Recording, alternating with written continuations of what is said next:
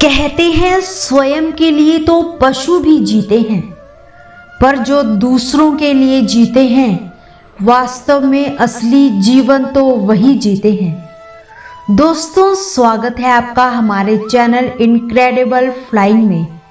आज की हमारी ये कहानी भी कुछ इसी तरह की है। किसी गांव में एक श्याम नाम का भिखारी रहता था।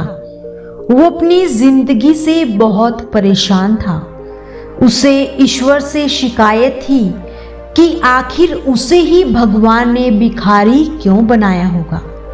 वो हर रोज खाना इकट्ठा करता था, लेकिन हर रोज उसका खाना गायब हो जाता था। वो बहुत परेशान रहता था। एक दिन उसे पता चल गया कि एक चूहा यहाँ आता है और वही उसका खाना खाकर चला जाता है। एक दिन वो उस चूहे को पकड़कर कहता है कि मैं तो एक भिखारी हूँ, तुम मेरा ही खाना क्यों खाते हो? किसी और का क्यों नहीं?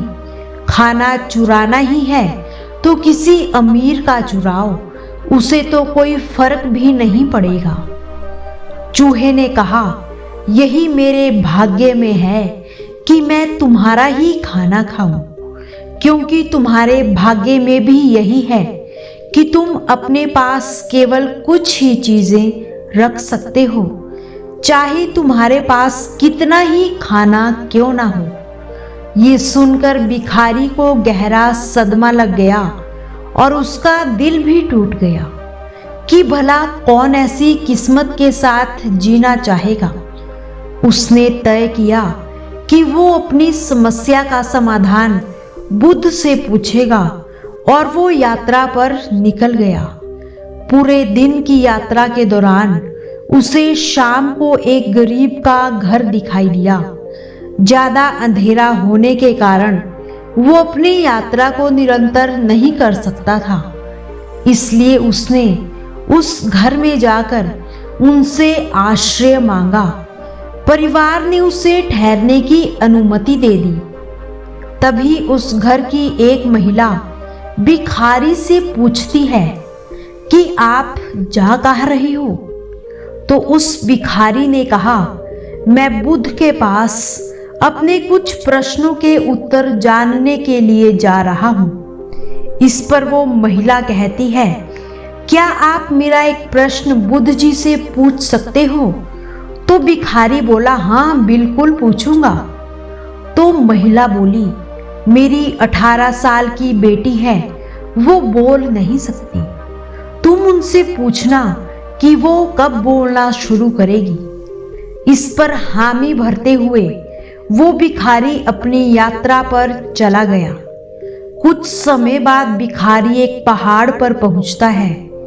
पहाड़ इतना ऊंचा होता है कि उसके लिए उसे पार करना संभव नहीं होता। वहीं उसे एक जादूगर दिखाई देता है। वो जादूगर से आग्रह करता है कि अपनी जादू की छड़ी से उसे वो पहाड़ पार करवा दे। जादूगर उसे पहाड़ पार करवा देता है।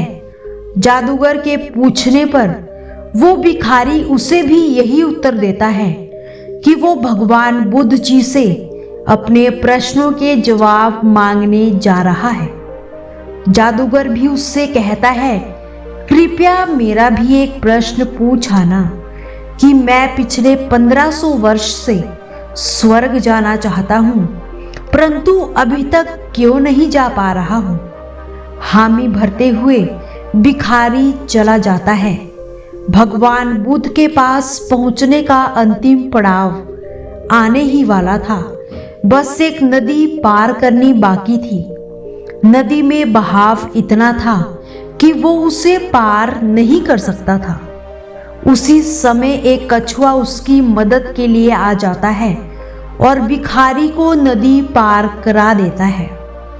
कछुआ भी उससे प्रश्नों के उत्तर जानने का आग्रह करता है कि बुद्ध से ये जरूर पूछना कि पिछले 500 वर्षों से मैं ड्रैगन बनने का प्रयास कर रहा हूँ, परंतु क्या कारण है कि मैं वो बन नहीं पा रहा हूँ। भिखारी ने कहा, ठीक है, मैं पूछ लूंगा, वापिस आकर तुम्हें बताता हूँ। थोड़ी ही दूरी पर भगवान बुद्ध का मठ था। वो मठ में पहुंच गया।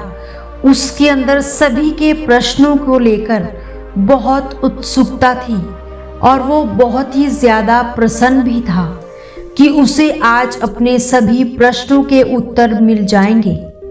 वो भगवान बुद्ध से मिला और उनसे कहा, प्रभु मैं आपसे कुछ प्रश्नों के उत्तर जानने आया हूँ।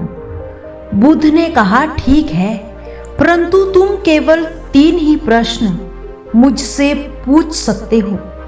भिखारी ने मन ही मन सोचा कि मेरे तो 4 प्रश्न हैं, मैं तो सभी के उत्तर जानना चाहता हूँ।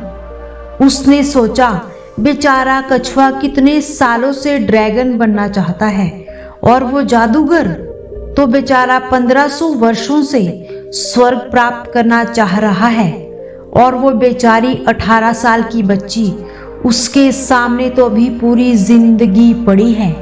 मेरा क्या, मैं तो तब भी भिखारी ही रहूंगा।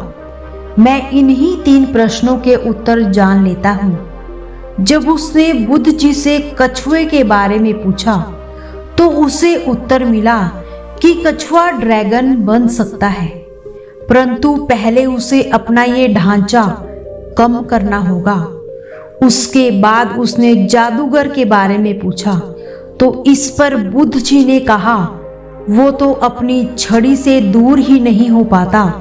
अगर उसे स्वर्ग की प्राप्ति चाहिए तो उसे उस छड़ी से दूर जाना ही होगा। वो उन दोनों के प्रश्नों के उत्तर भली भांति समझ गया था। अब बारी उस कन्या की आई जो बोल नहीं पाती थी। तो इस पर बुद्ध जी ने कहा कि वो कन्या जरूर बोलेगी जब उसे अच्छा और सच्चा हमसफर मिल जाएगा। सभी प्रश्नों से संतुष्ट होकर वो वापिस जाने लगा। वापसी में वो कछुए से कहता है कि तुम ड्रैगन बन जाओगे, बस अपना ये ढांचा कम कर दो। कछुआ तुरंत ही अपने अंदर से मणि निकाल देता है जो उस नदी में थी। इस पर उसका ढांचा कम हो जाता है। वो मणि भिखारी को देकर ड्रैगन बनकर उड़ जाता है। थोड़ा चलने के बाद वो भिखारी जादूगर के पास पहुंचता है और उससे कहता है, आपको अपनी इस छड़ी से दूर होना ही होगा, तभी आपको स्वर्ग की प्राप्ति हो पाएगी। ये सुनकर जादूगर उस छड़ी को भिखारी को दे देता है और स्वर्ग की ओर प्रस्थान करता है। अब वो भिखारी उस छड़ी पर बैठकर सीधा उस पहले वाले घर में पहुंच जाता है और उनसे कहता है कि जब आपकी बेटी को सच्चा हमसफर मिल जाएगा तभी वो बोल पाएगी। इतने में वो लड़की कहती है, पिताजी ये तो वही है जिनसे हमने बुद्ध जी से प्रश्न पूछने का आग्रह किया था। लड़की को बोलता देखकर उसके परिवार वाले अत्यंत प्रसन्न होते हैं और अच्छा सच्चा ईमानदार हमसफर समझकर उन दोनों की शादी करवा देते हैं। अब उस भिखारी के पास सब कुछ था। वो अब खुशी से अपना जीवन व्यतीत करने लगा। तो दोस्तों, इस कहानी से हमें यही सीख लेनी चाहिए कि हम जो भी अच्छा कार्य करते हैं वो किसी ना किसी रूप में लौटकर हमारे पास अवश्य आता है। इसलिए व्यर्थ की चिंता छोड़िए, अच्छे कार्य व अच्छे कर्म करते रहिए। जितने अच्छे कर्म करोगे आपको उतनी ही शांति प्राप्त होगी। इसीलिए तो कहा गया है, अपने सपनों के लिए तो सब जीते हैं, पर जीवन तो वो है जो दूसरों के लिए जिया जाए। फिर मिलेंगे दोस्तों, तब तक अपना ख्याल रखिएगा, हंसते रहिएगा और मुस्कुराते रहिएगा। कभी अपने लिए तो कभी अपनों के लिए।